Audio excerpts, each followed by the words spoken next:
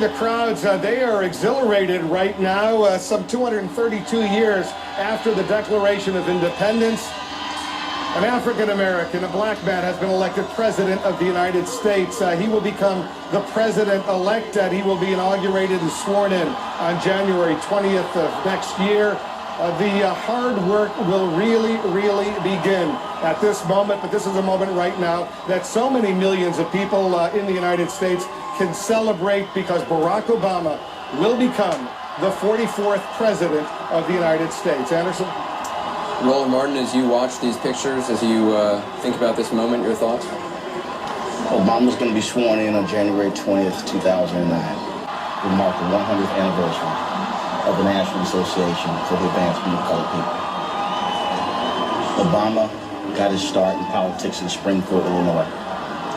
There was a race riot in Springfield, Illinois that led to the creation of the NAACP. Bill Bennett? I think I said everything I want to say. Pray for him, pray for the country. Congratulations. It's a great country. It's a great country, and I hope he's a great president. David? Yeah, Anderson, I went back to look at the last speech that Martin Luther King gave back in 1968. It was the day before he died, but he was assassinated. And he said, I just want to do God's will. And he's allowed me to go up to the mountain. You know, this is the Joshua generation. We can reach something we never thought we could reach 40, 50 years ago.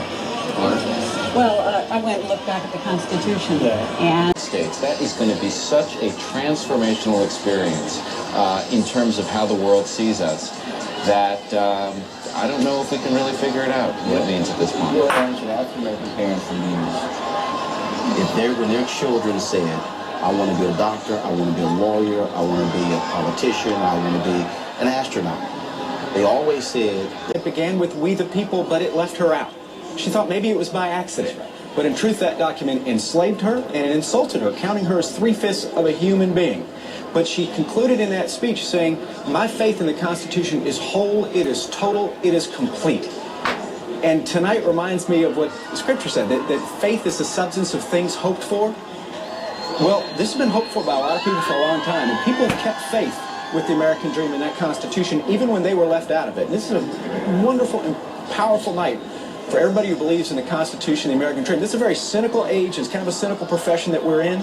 You cannot look upon these people and look at the history that's made tonight and be a cynic. School with African Americans, although where I grew up with, was overwhelmingly, and it's just hard to overestimate the significance of this event. It's not just another presidential election, and I'm just looking at these people's faces, and I don't blame them. Once again, chosen a transformational leader, someone who would take a country that's a little lost and uncertain into the future. A new frontier election, a new frontier president. I think that's what we're seeing tonight. Godspeed. I got an email from the daughter of Viola Loza. I hope I pronounced her name correct. And she was blown away on the highway by some white supremacists. And clearly we have our pictures, and we're showcasing, and there were people who said that they were not going to raise their children the way they raised them. I think about those white Southern justices, those Fifth Circuit Court of Appeal judges who put into place Brown versus Board of Education. They were disowned by their own friends and family members. So this is not just, I think, a moment for African Americans to celebrate. There were any number of people who wanted to see this day come, who truly wanted to say that, yes, to be an American, whether you're black, white, Hispanic, Asian, whatever, we're all in this together. And so I think they also are celebrating as well, because that family, their mother gave their life. A white mother. you talk to abroad can't believe that the country that elected George W. Bush 8 years ago has shifted and is now electing Barack Obama. And they ask, well, what's this? How can you do what? How can you do that? And it's because we have an amazing ability in this country to learn, to change, and to give opportunity. And I think that's what's going on here. We've already changed a lot, and I think this is going to really make change come a lot faster in this country now. It's going to speed it up. This is the best, the most idealistic. No, they weren't. They talked a good game, but when it came to performance, many didn't measure up. We'll see. it's in the testing, and life is a long run.